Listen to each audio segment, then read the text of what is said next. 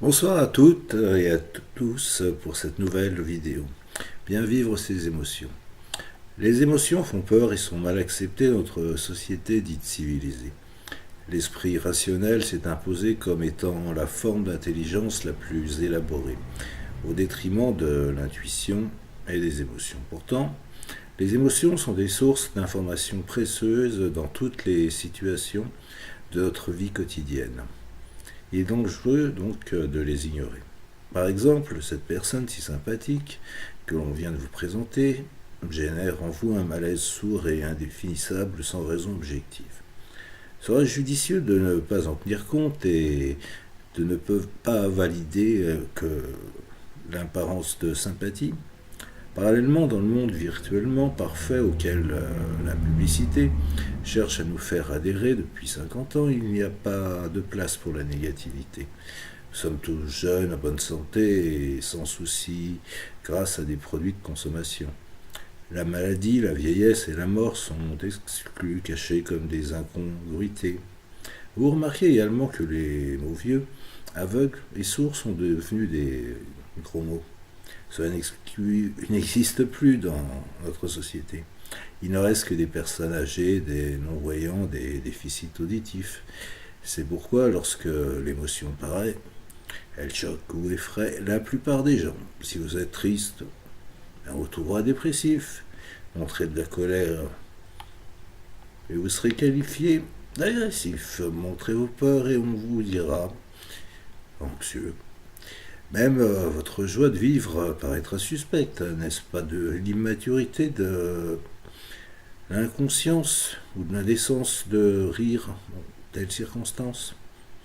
Mystifiés par ces apparences de bonheur parfait, beaucoup de gens pensent que gérer ses émotions veut dire arriver à les dompter, les contrôler, les refouler, et surtout à ne plus les ressentir.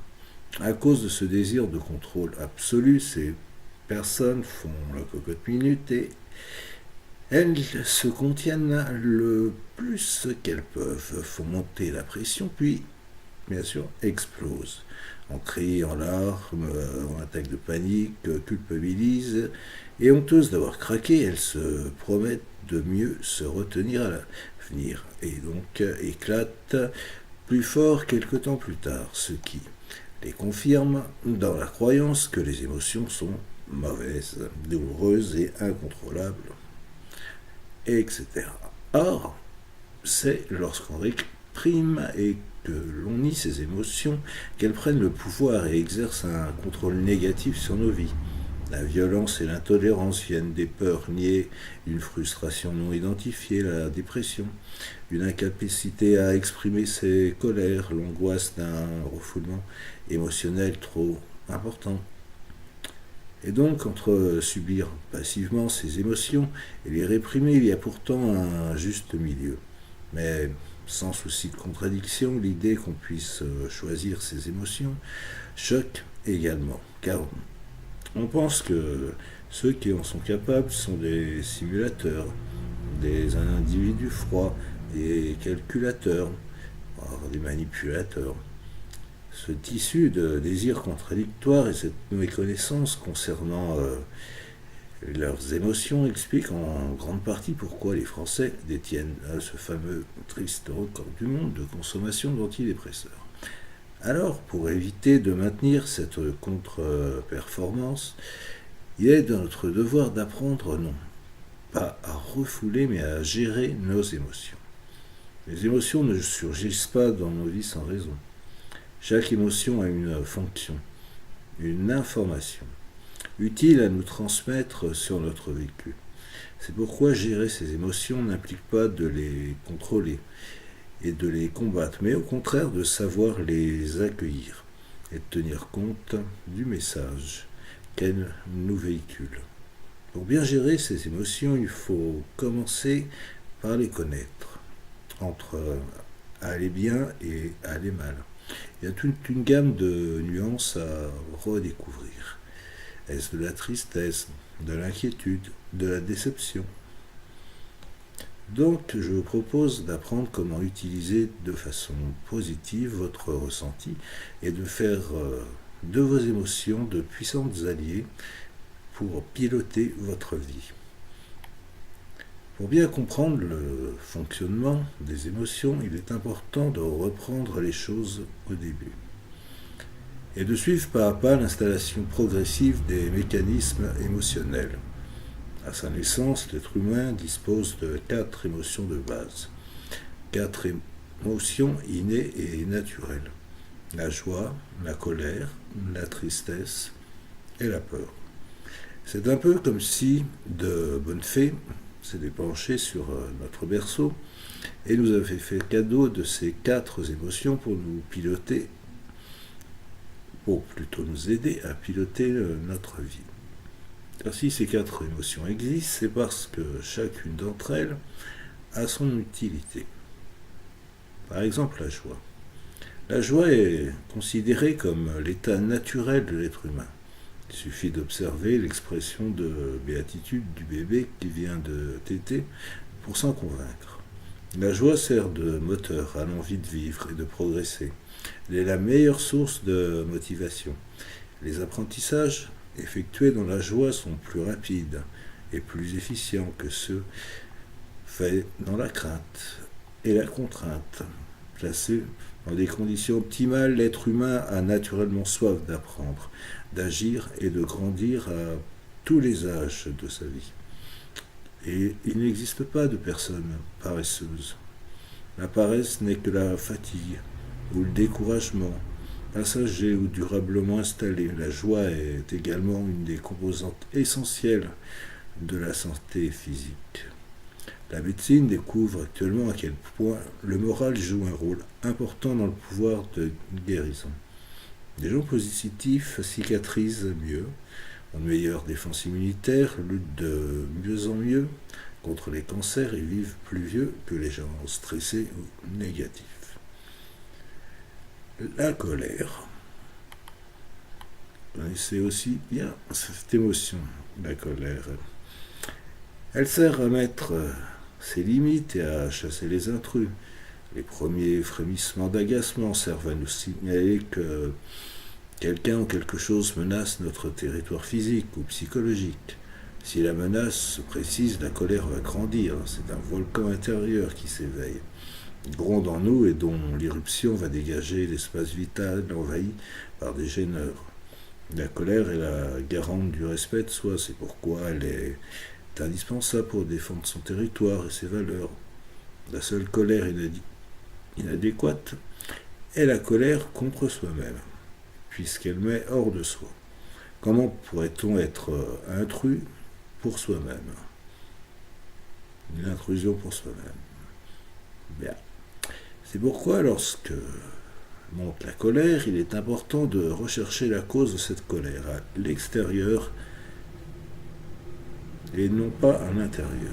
De plus, ne faites pas, surtout pas, de confusion entre rage et colère, qui sont 2 émotions totalement opposées.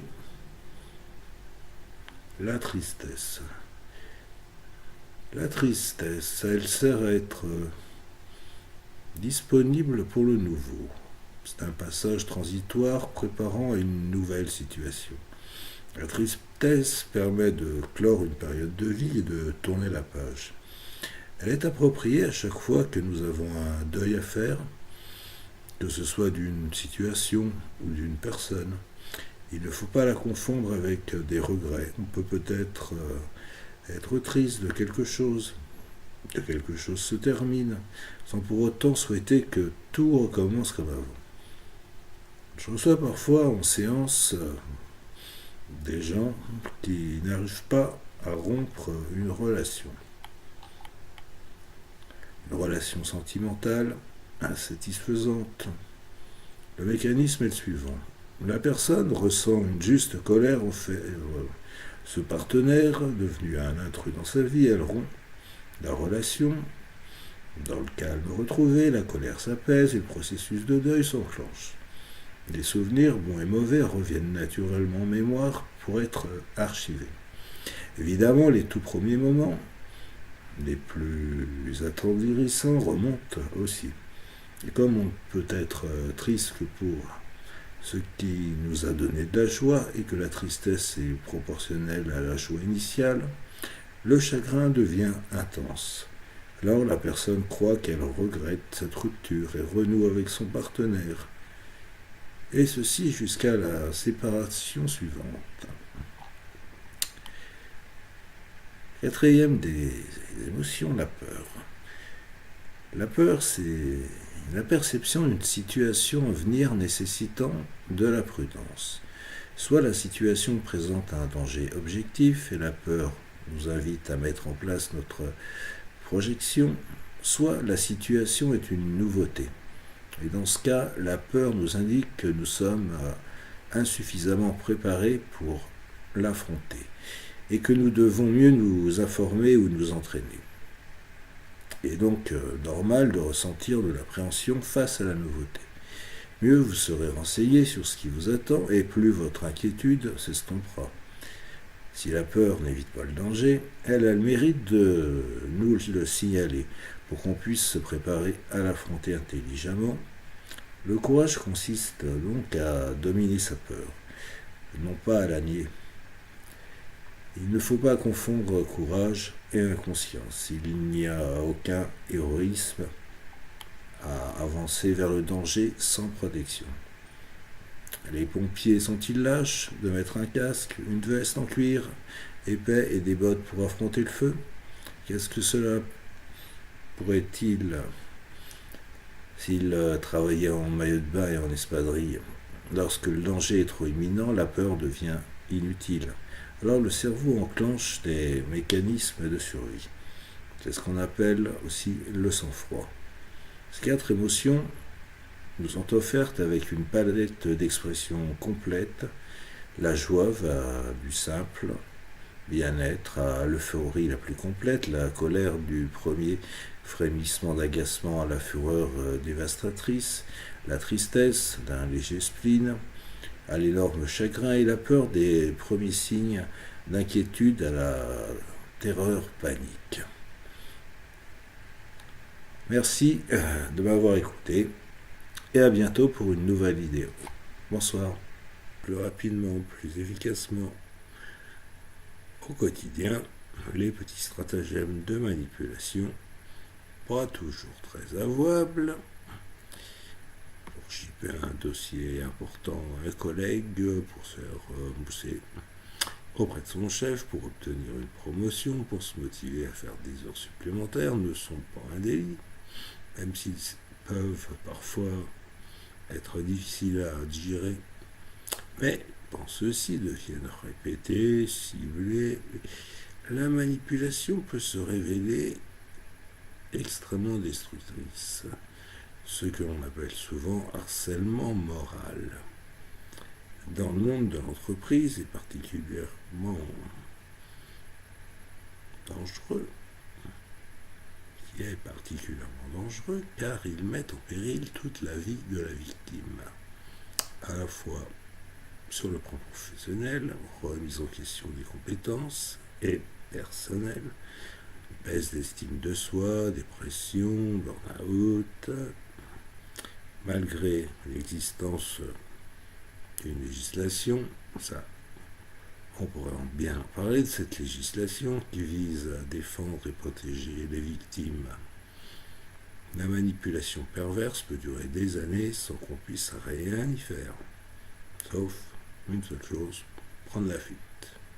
Dans la famille. La famille, c'est vicieux aussi. La manipulation se déroule généralement entre l'enfant et ses parents, dans un sens comme dans un autre. La manipulation ordinaire n'a rien de malsain ou de répréhensible. On ne va pas leur mettre des PV. Le parent fait miroiter à son enfant une récompense pour l'inciter à terminer son assiette, à aller se coucher, à bien travailler à l'école. À l'inverse, l'enfant, lui aussi, peut manipuler ses parents pour obtenir ce qu'il désire. Un bonbon, un coucher plus tardif, une nouvelle console de jeu, un téléphone, un smartphone. en utilisant divers stratagèmes, notamment la menace de faire une crise s'il n'obtient pas ce qu'il veut. Mais dans certains cas, la manipulation devient perverse. Elle est de ce fait et le fait du parent qui refuse de voir son autorité remise en question et son enfant acquérir son autonomie qui est légitime, et sa personnalité propre dans la construction de la personnalité de l'enfant. Cette ambiance perverse et malsaine a des répercussions importantes sur la vie de l'enfant, et puis sur celle de l'adulte qu'il deviendra, et peut-être même le conduire à devenir à son tour un manipulateur, ou à répéter ce scénario de victime encore et encore et encore. Mais ça, je pense que vous le savez, vous qui l'avez vécu.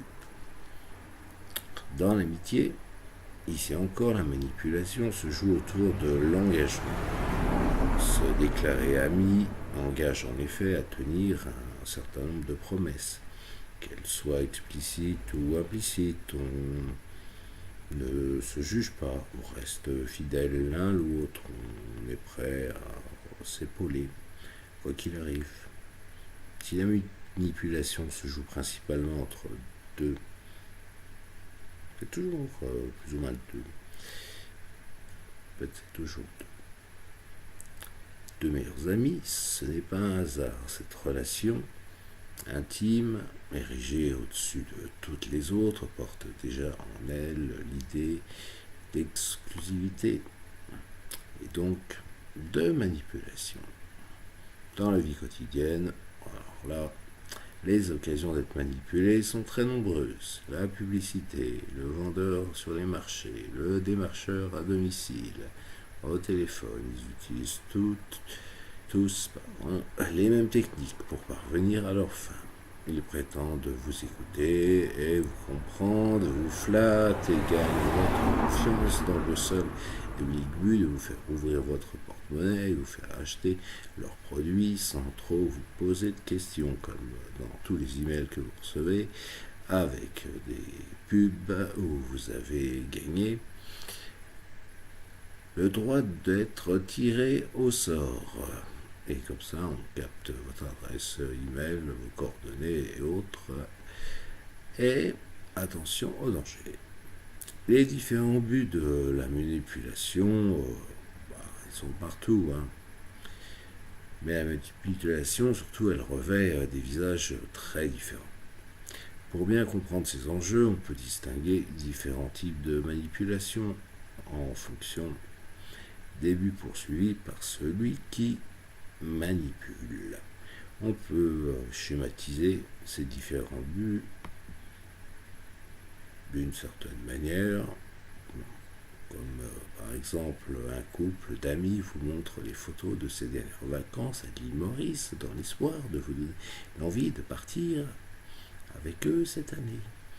Dans un magasin de vêtements, une vendeuse vous flatte, cette tenue va ravir. Ouais, c'est ça. Son objectif est clair, vous faire acheter le vêtement que vous êtes en train d'essayer. Autre but de la manipulation, l'adhésion à un idéal religieux, un groupe. Là, je pense à Facebook.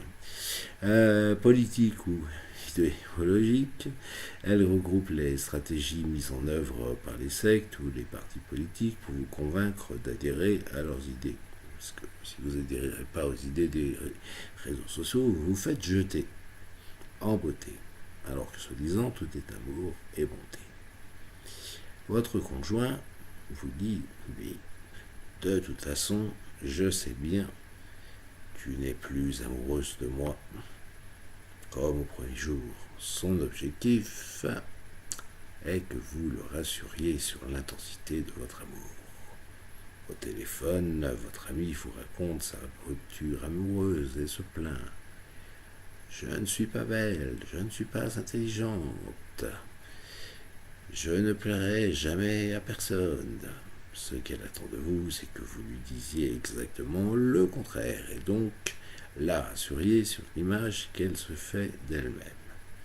Dans tous les cas, la manipulation vise à acquérir quelque chose de manquant. Et là, on tourne toujours autour du manque. Du manque et de la sensation de vide. Qu'il s'agisse d'une chose matérielle ou immatérielle, qu'elle implique un enjeu de pouvoir, de puissance, elle a pour but d'emporter l'adhésion de l'autre, de faire basculer l'autorité, bon, de l'autre côté, et donc d'obtenir à son tour un pouvoir de décision. Cet enjeu autour de l'autorité permet également d'établir une gradation dans la manipulation, de la plus ordinaire à la plus perverse. Par exemple, l'enfant qui manipule sa mère pour acheter des bonbons le fait pour accéder à une certaine puissance. Une puissance qu'il n'a pas pour pouvoir acquérir le pouvoir de décision qui lui échappe. Le commercial. Oh, le commercial. Bon Dieu. Qui manipule son acheteur potentiel, cherche à influencer son pouvoir de décision, à prendre la part de décision à sa place et à imposer son autorité de soi-disant expert. Ouais. Le pervers narcissique, alors lui, il revient encore, évidemment. Lui cherche à acquérir l'image qui lui fait défaut, à prendre le contrôle de la vie de l'autre et même à être l'autre.